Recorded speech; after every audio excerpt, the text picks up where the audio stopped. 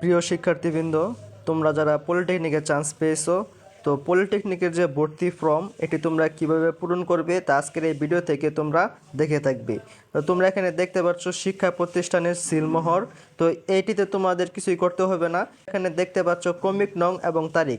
এখানে যে ক্রমিক নংটি স্যাররা উল্লেখ করে থাকবে, এই ক্রমিক নংটি কিন্তু তোমাদের ক্লাস পরিচালনা করার সময় তোমাদের শ্রেণী রুল হিসাবে বিবেচিত হবে।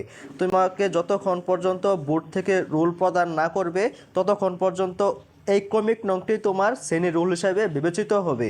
দেখতে পাচ্ছ পাসপোর্ট আকারের 1 কপি ছবি আঠা দিয়ে লাগাতে হবে। তোমরা এখানে ভর্তি ফর্মে তোমার 1 কপি ছবি আঠা দিয়ে তুমি লাগিয়ে নেবে। শিক্ষাকর্মের নাম ডিপ্লোমা ইন, এখানে যদি তুমি ইঞ্জিনিয়ারিংয়ে চান্স পাও তো সেক্ষেত্রে ইঞ্জিনিয়ারিং উল্লেখ করে থাকবে। যদি টেক্সটাইল ইঞ্জিনিয়ারিং হয় তো টেক্সটাইল ইঞ্জিনিয়ারিং উল্লেখ করে থাকবে। যদি মেরিন হয় তাহলে ডিপ্লোমা ইন মেরিন ইঞ্জিনিয়ারিং হবে। তো এই বিষয়গুলো তুমি বুঝে নাও। এখানে দেখতে পাচ্ছ প্রতিষ্ঠান, কোড ও নাম। তো তুমি যে প্রতিষ্ঠানে চান্স পেয়েছো, সাপোজ ময়মনসিংহ পলিটেকনিক ইনস্টিটিউট, তো এখানে তুমি পলিটেকনিকের নামটি লিখে থাকবে, তারপর হচ্ছে কোড। তো তুমি যদি ময়মনসিংহ পলিটেকনিক ইনস্টিটিউটের কোড জানতে চাও তো সেক্ষেত্রে তুমি যদি গুগলে গিয়ে সার্চ করো ময়মনসিংহ পলিটেকনিক ইনস্টিটিউট প্রাতিষ্ঠানিক কোড, তাহলে তুমি কোডটি পেয়ে যাবে। তো এই কোডটি এখানে বসিয়ে থাকবে। তো আশা রাখি তোমরা বুঝতে পেরেছো। তুমি যে পলিটেকনিকে চান্স পাও না কেন ওই পলিটেকনিকের নামটি লিখবে এবং তারপরে লিখবে প্রাতিষ্ঠানিক কোড, তাহলে তুমি প্রাতিষ্ঠানিক কোডটি পেয়ে যাবে। আশা রাখি বুঝতে পেরেছো। তারপরে এখানে প্রাতিষ্ঠানিক কোড এবং প্রতিষ্ঠানের নামটি এখানে বসিয়ে নেবে। তোমরা এখানে দেখতে পাচ্ছ বোর্ডের সনদ অনুসারে সহজতে পূরণ করতে হবে। তোমাদের যে এসএসসি সার্টিফিকেট রয়েছে, তোমরা ওই সার্টিফিকেটে যেভাবে উল্লেখ করেছে তোমরা ওই সার্টিফিকেট অনুযায়ী তোমাদের তথ্য পূরণ করে থাকবে। এখানে তোমরা দেখতে পাচ্ছ প্রার্থীর পূর্ণ নাম। এখানে তোমার স্পষ্ট অক্ষরে বাংলায় তোমার যে জন্ম নিবন্ধন কার্ডটি রয়েছে যেভাবে উল্লেখ রয়েছে তুমি সেইভাবে এখানে বাংলায় তুমি তোমার নামটি লিখে নেবে। তারপর এখানে তুমি দেখতে পাচ্ছ ইংরেজি বড় হাতের অক্ষরে যে তোমরা এখানে দেখতে পাচ্ছ ইংরেজি বড় হাতের অক্ষরে। তো এখানে যে তোমরা ফাঁকা ঘরগুলো দেখতে পাচ্ছ, তোমরা এখানে তোমরা একটি একটি অক্ষর করে তোমাদের নাম লিখে থাকবে। সাপোজ তোমার নাম হচ্ছে, তো সাপোজ এমডি তাজমল, যদি আমি এখানে লিখতে চাই তাহলে এম এম লিখতে হবে বড় হাতের অক্ষর, সবগুলো অক্ষর বড় হাতের অক্ষর হতে হবে। এখানে উল্লেখই রয়েছে বড় হাতের অক্ষরে হতে হবে সবগুলো।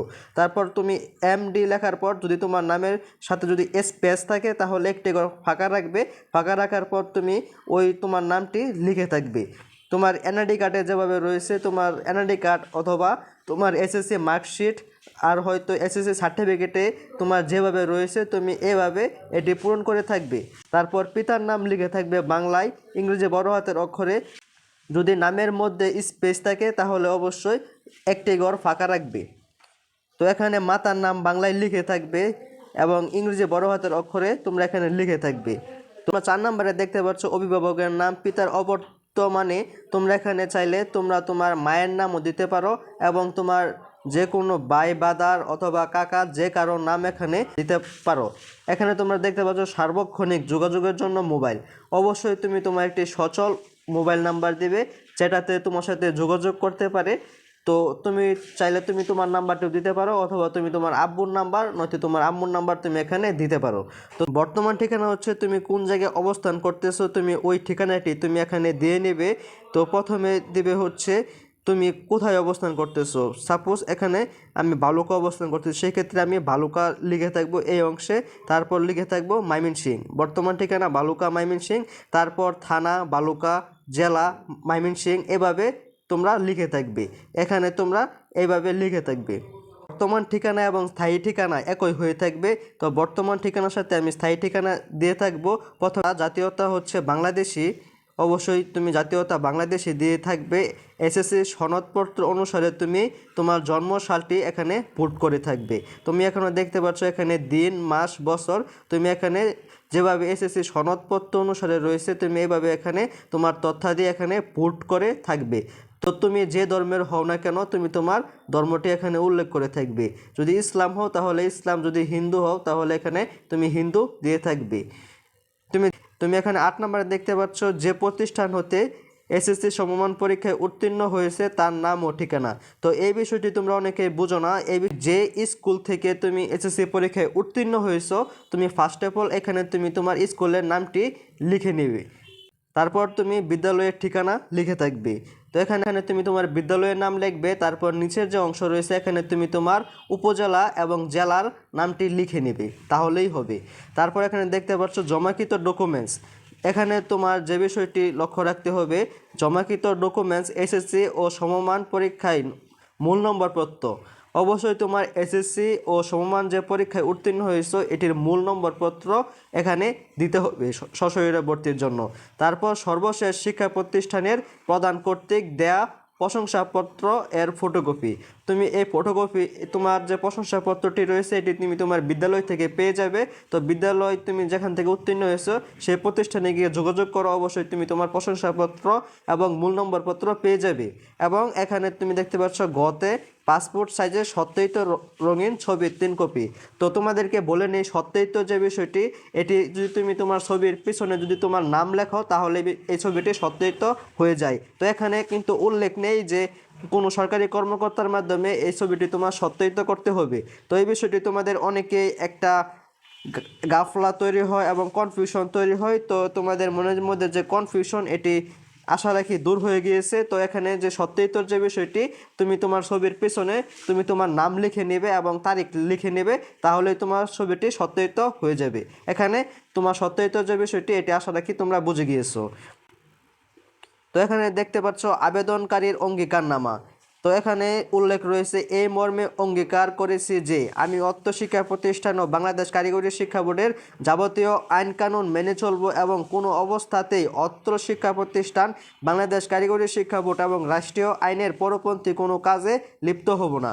তো এখানে তোমার যে অঙ্গীকারনামা, তো এটি তোমার অবশ্যই তোমরা এগুলো পড়ে নেবে খুব ভালোভাবে। তারপর এখানে তোমরা দেখতে পাচ্ছ পিতামাতা অভিভাবকের স্বাক্ষর ও তারিখ। তো তোমরা যখন পলিটেকনিকে সশরীরে ভর্তির জন্য আসবে, যাদের গার্ডিয়ান অনেক সচেতন তারা তো অবশ্যই গার্ডিয়ান নিয়ে আসবে। তো যাদের গার্ডিয়ান আসবে না তাদের ক্ষেত্রে করণীয় হচ্ছে, তো এই বিষয়টা ইলিগ্যাল থাকা সত্ত্বেও তোমার এই ঘরটি ফাঁকা রাখা যাবে না। তো এই ঘরটি অবশ্যই পূরণ করতে হবে। তো তুমি তোমার আব্বু বা তোমার আম্মু যেভাবে তোমার সিগনেচার দিয়ে থাকে, তুমি নিজে এই সিগনেচারটি অনুকরণ করে তুমি ওই সিগনেচারটি তুমি আব্বুর অথবা আম্মুর এখানে দিয়ে থাকবে। এই কোডটি কোনো ক্রমে ফাঁকা রাখা যাবে না। তারপর শিক্ষার্থীর স্বাক্ষর ও তারিখ, তারপর এখানে তুমি তোমার স্বাক্ষর দিয়ে থাকবে।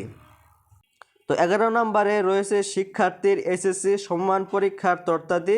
এখানে তুমি তোমার এসএসসি সার্টিফিকেট, এসএসসি রোল নাম্বারটা এখানে দিয়ে দেবে, রোল নং, তারপর এখানে হচ্ছে রেজিস্ট্রেশন নাম্বারটি এখানে দিয়ে নেবে, তার 2024 এবং 2025 এটি এখানে লিখে থাকবে। তারপর তোমার পাশের সন, তুমি কত সালে এসএসসি পরীক্ষায় উত্তীর্ণ হয়েছো তুমি তোমার পাশের সনটি এখানে দিয়ে নেবে। তারপর তুমি এসএসসি পরীক্ষায় কত জিপিএ পেয়েছো, তো ওই জিপিএটি এখানে উল্লেখ করে থাকবে। তারপর হচ্ছে বোর্ড, তুমি কোন বোর্ড থেকে উত্তীর্ণ হয়েছো তো সেই বোর্ডের নাম এখানে উল্লেখ করে থাকবে। তো এখানে দেখতে পাচ্ছ 12 নম্বরে উল্লেখ রয়েছে টেকনোলজির নাম। তো তুমি পলিটেকনিকে কোন সাবজেক্টে চান্স পেয়েছো, এটাই হচ্ছে মূলত টেকনোলজি। তো পলিটেকনিকে চান্স পেয়েছো, কোন সাবজেক্টে চান্স পেয়েছো, এই বিষয়টি হচ্ছে টেকনোলজি। তুমি তোমার যে সাবজেক্টে চান্স পেয়েছো ওই সাবজেক্টের নাম এখানে লিখে থাকবে।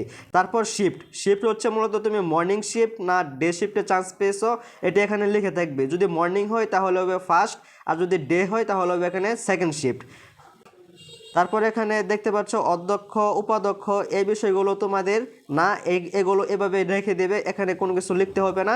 তারপর এগুলো যদি তোমাদের তথ্য সঠিক হয় তাহলে তোমরা অবশ্যই তোমাদের যে তথ্যাদি রয়েছে ওইগুলো একসাথে তোমরা এগুলো জমা দিয়ে থাকবে, জমা প্রদান করে থাকবে। পলিটেকনিকের এই ভর্তি ফর্মটি তুমি তোমার যে এক্সপার্টের মাধ্যমে আবেদনটি করেছো এবং তোমার নিকটস্থ কম্পিউটারের দোকান থেকে এই পলিটেকনিকের ভর্তি ফর্মটি পেয়ে যাবে। ওই জায়গা থেকে তোমরা এই ভর্তি ফর্মটি সংগ্রহ করে নেবে। আর নয়তো তুমি যে পলিটেকনিকে চান্স পেয়েছো সেই পলিটেকনিকের আশেপাশে যে স্টেশনারি অথবা কম্পিউটারের দোকান, লাইব্রেরি থেকে এই ফর্মটি সংগ্রহ করতে পারবে। তো ভিউয়ার্স, এই ছিল আমাদের আজকের ভিডিও। যদি ভিডিও বুঝতে কোথাও সমস্যা হয়ে থাকে তাহলে অবশ্যই আমাদের সাথে যোগাযোগ করতে পারো এই নাম্বারে। তো আজকের মতো বিদায় নিচ্ছি, আল্লাহ হাফেজ।